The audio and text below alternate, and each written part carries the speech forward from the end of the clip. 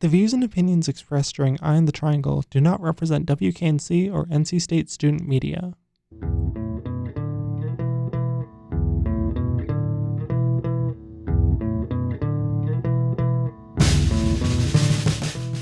Your dial is currently tuned to Eye on the Triangle on WKNC 88.1 FM, HD1, Raleigh. Thanks for listening.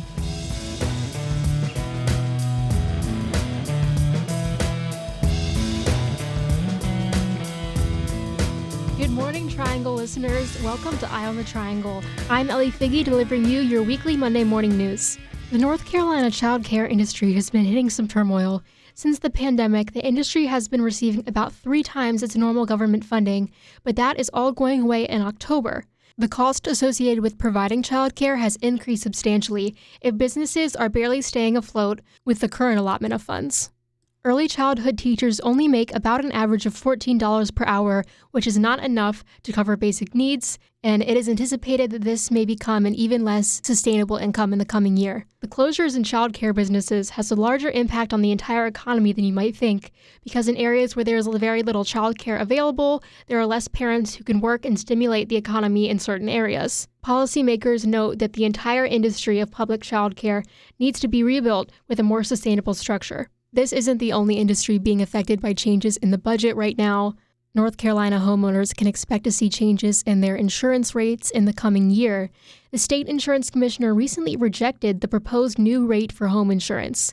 This plan would raise the insurance rate for Wake and Durham counties by nearly 40% of the current rate, with a 42% average rate increase across the state. The proposed rate is attributed to a combination of inflation and increased weather-related damage reports. While the commissioner can continue to deny the proposed rates, they will eventually have to form an agreement, or else the insurance companies will relocate to states with more profitable rates. On the topic of politics, student engagement in voting is encouraged by NCSU's Pack the Primaries organization. If you listened to Eye on the Triangle a couple weeks ago when we visited the Student Involvement Fair, Pack the Primaries was one of the many student organizations we spoke with. The Active Citizenry Series is a series of political workshops held throughout the year for NCSU students. Attending 4 different workshops earns you an Active Citizenry certificate. Now, not only is this a notable accolade, helpful for students in future career building, but the knowledge of voting is invaluable. One of the workshops, Pack the Primaries Interactive Voting Toolkit, is a 45-minute crash course on voting, and it's being held throughout the month of February. One of the 4 Pack the Primary sessions was held last week in Hunt Library, but there are still 3 more opportunities to attend. The first 2 opportunities are in Tally Room 4210 on February 15th from 5 to 6 p.m. and on February 22nd from 5 to 6 p.m. The third opportunity is held in Witherspoon Student Center Room 201 on February 26th, 4:30 to 5:30 p.m. And if you missed that, I'll say it one more time. February 15th, 5 to 6 in Tally, February 22nd, 5 to 6 in Tally, and February 26th in Witherspoon from 4:30 to 5:30. Other workshops include, but are not limited to, dinner table conversation, dialogue, and political polarization, ongoing and accessible points of social change, and the 2-party system and third parties. You can look up NCSU Active Citizenry Series to find out more. Lastly, we'll take a look at the weather for the upcoming week. Punxsutawney Phil the groundhog, currently being honored in a TikTok-made tribute musical, told us that spring was coming soon. Unfortunately, we seem to be leaning in the opposite direction. Temperatures this week are falling after the high of this past weekend's temperature, keeping our temperature between the 30s and 50s throughout the week.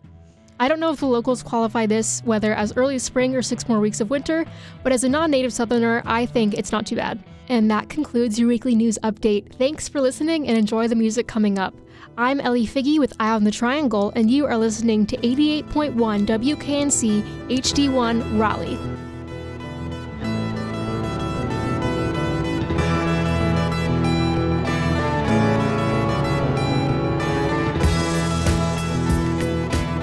A North Carolina nonprofit nonprofit is helping people from diverse backgrounds break into the technology industry. By offering free intensive training in software development, Code the Dream is empowering underrepresented people with limited financial resources. During the pandemic, Danielle Prelo, a Maryland resident, says she successfully transitioned into a new career by enrolling in remote courses with Code the Dream.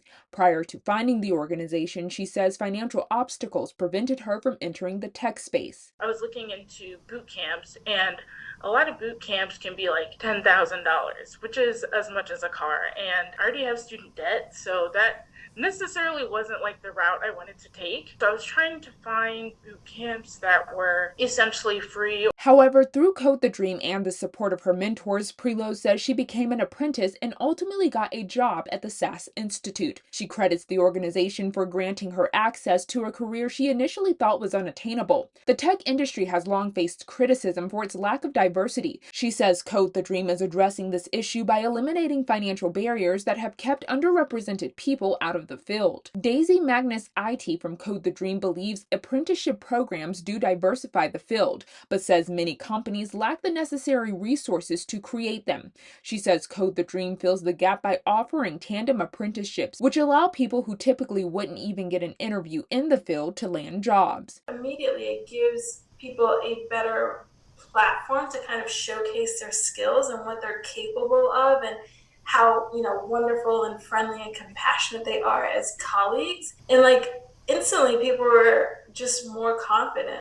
Magnus ID says Code the Dream has forged partnerships with major companies including Cisco and the SAS Institute, which offer apprenticeships. She says these lay the foundation for fostering talent from diverse ethnic, racial, and experiential backgrounds. For North Carolina News Service, I'm Shantia Hudson. Find our trust indicators at publicnewsservice.org. Support for this reporting was provided by Lumina Foundation.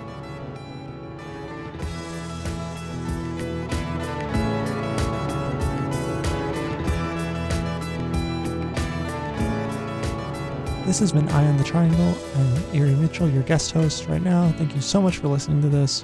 You can listen to back episodes of Eye on the Triangle at wknc.org/podcast under Eye on the Triangle, or just any of the other podcasts we have on WKNC. Thank you so much.